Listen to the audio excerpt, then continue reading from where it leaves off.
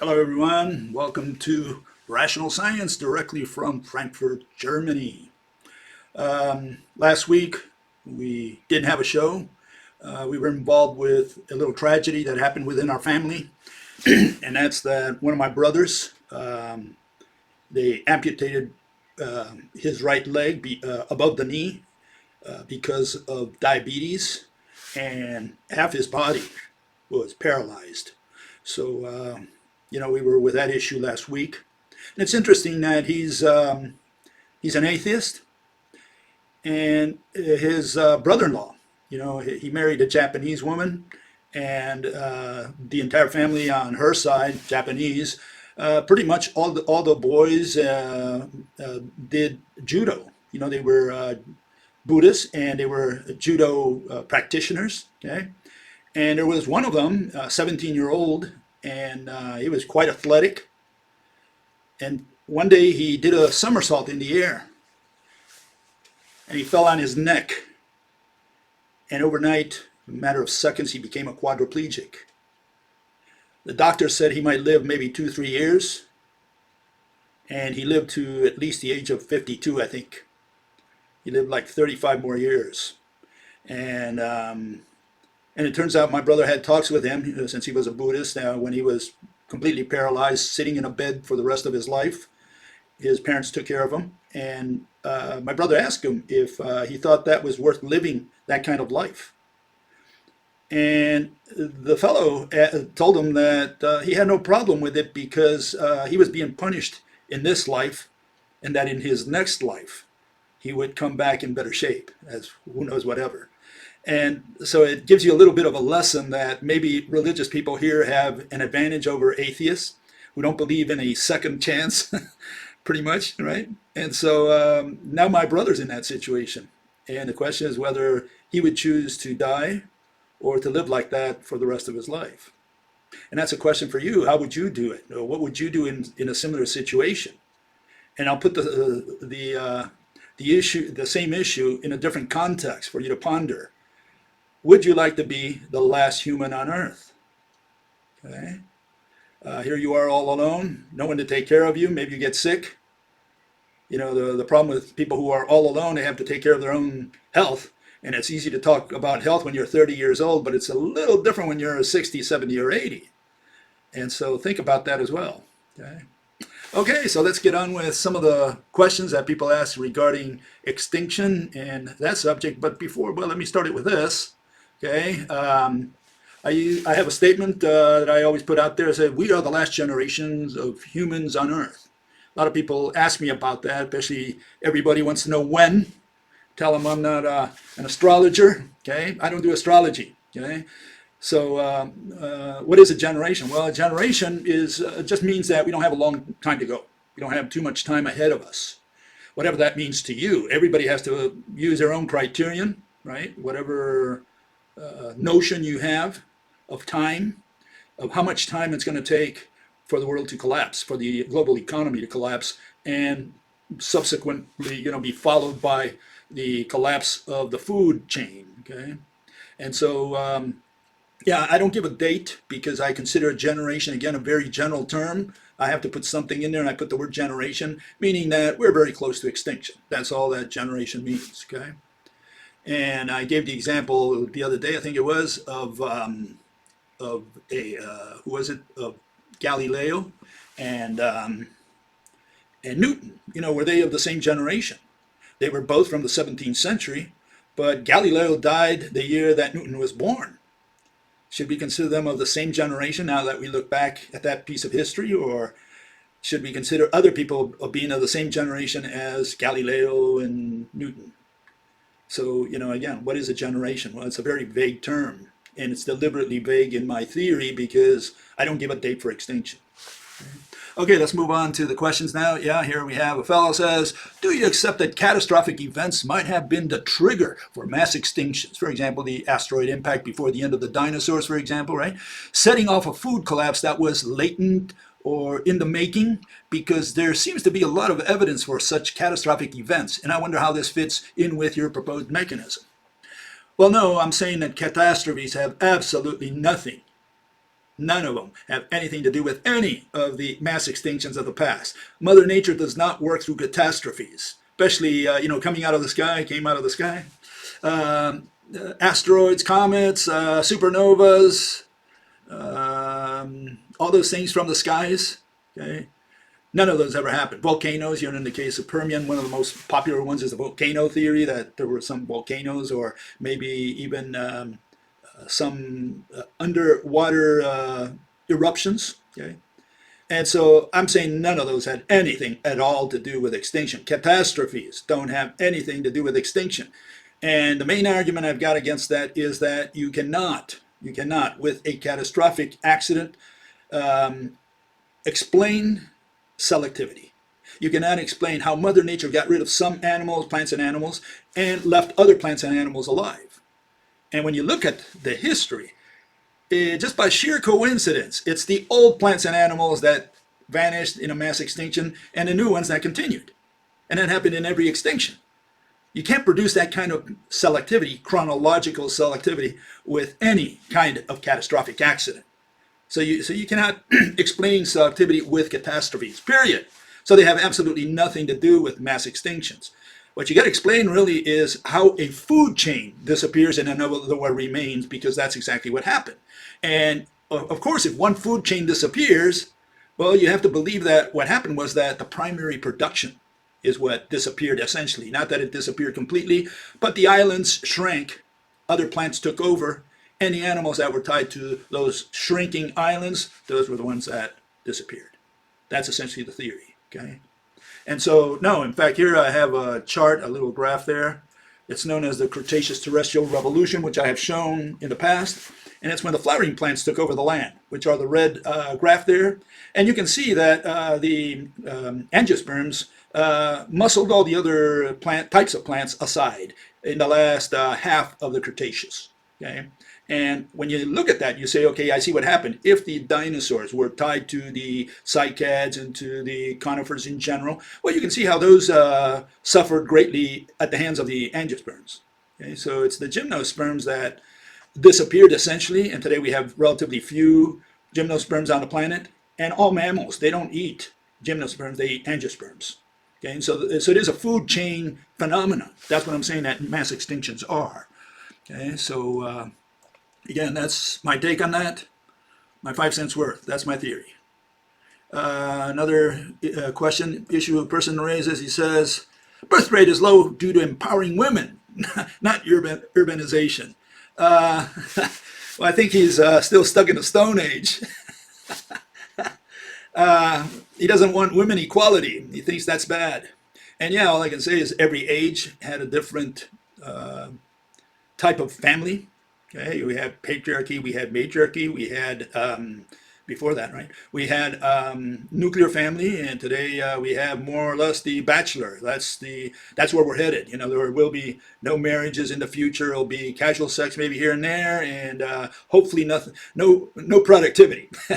Why? Because we moved to the cities. We have high density, and again, it's what I showed with a couple of those videos last time, where you see the fruits, or it could be a vegetable as well, and the bacteria just first multiply, and then as they multiply and you have more bacteria, well, then the whole thing shrinks and eventually collapses to zero. And unless those bacteria can move on to some other mountain of food or whatever, well, they die as well. That's the end of them.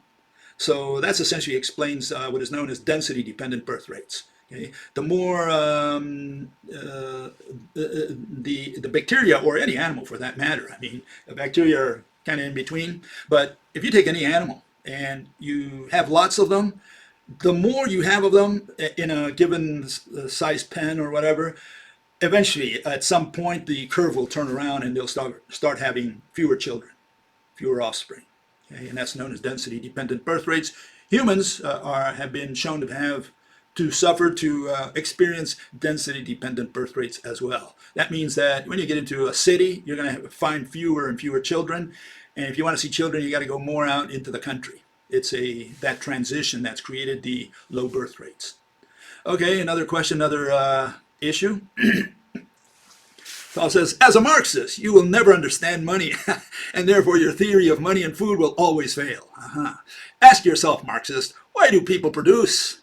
That is the question you do not understand. Oh, I see, okay. It is called self-interest, okay?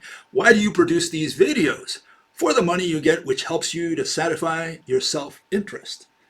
Well, first of all, there seems to be a contradiction there, because you're saying, I cannot understand money or why people do things, and then you say you're doing this because, so it looks like I do understand maybe, right? Right, okay? But no, there's a different argument. No, I don't do these videos for money.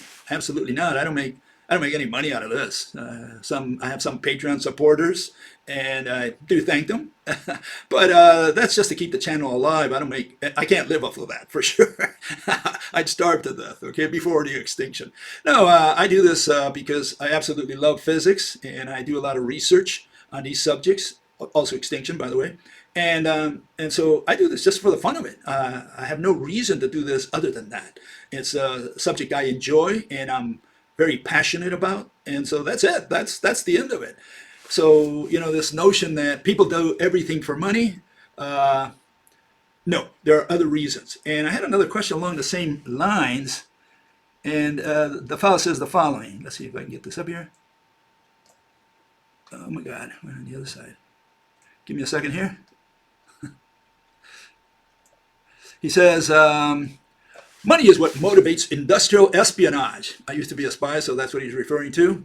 Regardless of whatever pitiful secondary justifications you come up with while you're in the dock. Okay? Wrong again, just like the other fellow. They're both quite wrong. Especially when you're a Marxist. I used to be a Marxist, in other words, in the sense that I believed that, you know, that communism was going to take over the world, and I did support that during many years of my life, at least 20 plus years. And I didn't do it for money. Absolutely not. It had nothing to do with money. I never got a penny for that, for that kind of spying. In other words, in my case, I approached the Cubans, and the reason they were willing to work with me is, first, I told them that who I was, you know, and what I was doing, and what I could do for them, and then that I was doing it for free. Why? Because I was a Marxist. And so once that was cleared up, and they could verify that through the fact that I had requested a visa, a permanent resident visa to go to Cuba when I was young. And so they saw that. They saw that I was in the Communist Party of Argentina. And so they decided that they were going to work with me. And throughout that time, I never made a penny. It was never done for money at all. In fact, it turns out that when I turned myself over to the CIA and the FBI one day, Mr. King, Jim King, who was handling my case, he was the case agent from Austin, Texas. And we were discussing one day at my table in my dining room, and, you know, I don't know how the conversation came out, and I told him at one point, I said, you know, I didn't do this for money. And he looked at me straight in my eyes and he said, yeah, we know. And it's like he couldn't believe that someone would do it for anything other than money. And what you have to understand is people do things for ideology. And so this notion that you have that everyone does it is a prostitute, maybe like you, who only does things for money. I mean, I don't know how far you're willing to go. You know, what are you willing to do? Maybe have some safe sex, maybe, with someone for money. You know, people do things for things other than money, and they will not do certain things even for money. So to say that everything is done for money is just insane, and I'm sure that you don't believe it yourself. Okay, so no, I never did anything for money as far as you know, the spying business. The other issue you should be aware of, you know, when I was in prison, I got 11 people out of prison which owe me their lives, and there are jailhouse lawyers that, you know, guys who know a little bit about the law and try to help. Uh-oh, I was disconnected. I hope I'm connected back again. Okay, I guess they connected me back. Jailhouse lawyers who charge to help inmates, their fellow inmates, and they charge quite a bit. They charge like $2,000 to handle their cases and do their motions in court. I did it for over 100 cases while I was in prison. I did that almost on a daily basis. I dedicated some time to do motions for inmates, and I never charged them a single penny, not one penny. I did it because I wanted to screw the system. I wanted to get back at the system, partly, and because some of these guys had, I think they had a valid case. And again, I was able to get 11 people out that never had any idea that they would ever be out of prison. And I got them out as a jailhouse lawyer. And I got them out for free. they felt so compelled to pay me back for what I had done for them that they would give me whatever they could, maybe stamps or envelopes or whatever that, I could use. Sometimes they would bring coffee or stuff like that, but I never charged them a penny. So people don't do things only for money, and certainly not me. I don't do things for money. Rarely do I do something for money. I did my regular work at AMD for money, but not spying. Okay, let me move on to another question here. Fellow says, humans were surviving long before we invented money. Yeah, we were surviving on something called food. Otherwise, we wouldn't be surviving, okay? And no, we didn't trade food, so we didn't use it as money when we lived off of food exclusively, like, when we were hunters. And yeah, so we were surviving, but we were surviving not because of money, we were surviving because of food. And today the problem is that food is produced only because of money. And so I don't know if you can tie two and two together there, but it turns out that if there is no money, there is no food. Okay, and another fellow asked along the same lines, a question along that same line, or makes a comment. He says, removing all money won't remove all food. Okay, however, it likely will reduce food supply considerably. I'm sure there will be a lot of pockets of survival. And again, this is where we have a big problem. People don't believe that if money disappears, they cannot rationalize this, that if money disappears, food disappears. No one will produce or distribute food.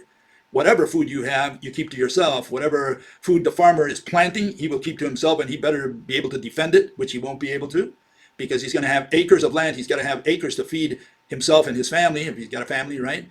And he's not going to be able to patrol his whole garden from city folks, which will just run over his land and just take away his corn, his lettuce, whatever he's got there, his cows. He's not going to be able to protect his holdings all by himself. And he can have a group of people. It still won't help because he's going to be fighting thousands of people, a lot of them armed. Others will just come and steal whatever he's got. There's no way he can patrol the land. So there won't be any food after the global economy collapses. And we have no money on the planet. No one does trade anymore. And it's incredible. People have trouble understanding that. And here I'm not yet at the point where you say, well, how does money disappear? Right now, that's an irrelevant question. I'm saying if God comes in with his magic wand, makes all money disappear just by magic, nobody believes in money, no one trusts in God anymore, In God we don't trust. At that point, we stop producing food, and whatever food there's on the planet, that's it. And, whether hidden or out in the open, and then whoever has it, that guy lives a little more than the other guy probably, and then they have to defend that food.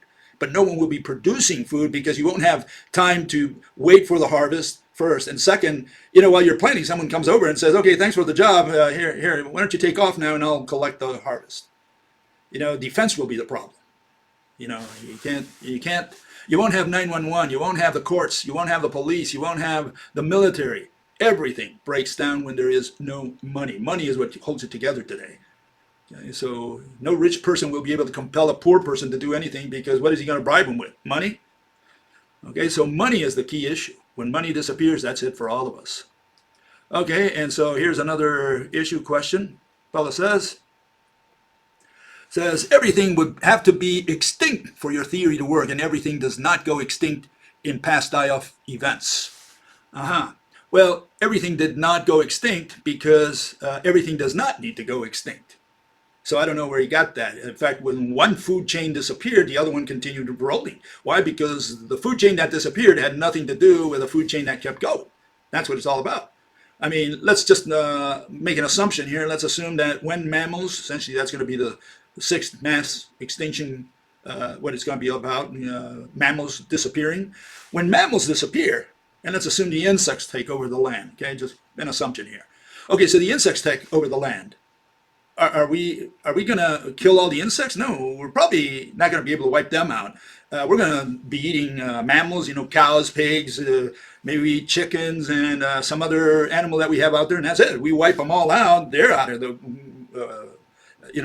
they go into extinction. We might even kill all the lions. We'll kill all the elephants. Anything that walks, we'll kill, and then we'll kill each other, and we're out of the picture. The insects can take over the land. They start radiating. Those insects that can adjust to weeds, because the foods that we grow today, the plants that we grow today, primarily the grasses, they're going to disappear with us. That's why we died, because there were no more grasses, or very few of them. And what continues are maybe the weeds or some other plant that goes out there, maybe some carnivorous plant or whatever.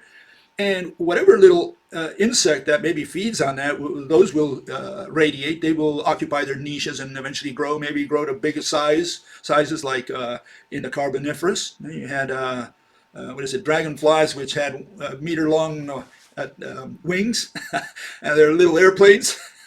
Okay, so we don't know what's coming next, but assuming it's the insects, for sure we're not going to wipe out all the insects. Okay, no one's going to take the trouble to hunt for insects out there. Okay? And so, yeah, one food chain disappears, another one stays. So yeah, everything does not disappear with a mass extinction. So I don't know where this guy got the idea that everything has to disappear if food disappears. No, what's food for us disappears, but what's food for something else that we don't eat or have anything to do with, those are untouched. Nothing will happen to them. Okay, another issue, another question. Fellow says, I fell on the other side. So touchy. Okay, here it is. Fellow says also, food will never end. Raw meat from almost all animals can keep mankind going forever. So the guy really believes that mammals, that is primarily what we eat in terms of meat. We obviously eat chickens and fish and so on. But in general, he's saying all the animals will stay there and we'll have meat forever. My God. And they really believe this. They really think that this is the case. And no, one issue is that we grow a lot of these, or raise these animals. Why do we raise them? Well, because we eat them. We kill them and eat them. Some people think that's immoral to not even hunt them, just to grow them in a pen and just kill them at our leisure. But yeah, all that's done for money. Butchering is done for money. That's the bottom line. And so, money is gone. There's no reason for this person to have cattle or pigs or chickens or even fish. So no, when money disappears, there's no reason to raise these animals for the market. And if the guy grows them for himself, he better watch out that, he doesn't get visits from thousands of people from the city. Okay, that's the issue there. Okay, and all I can say is what I always try to say. Very few people address this, some do, okay? And that's this one, that you got to do Extinction 101 before you do 102. Everybody's an expert on how humans won't die. No one's an expert on how animals in the past did die. Okay? So please address Extinction 101, which is the issue really here, mass extinction, and not, don't go so quickly to human extinction. Figure out if you can tell me what caused the extinction of animals in the past, and hopefully you will not use any of those catastrophes, supernovas and asteroids and comets and all that kind of stuff.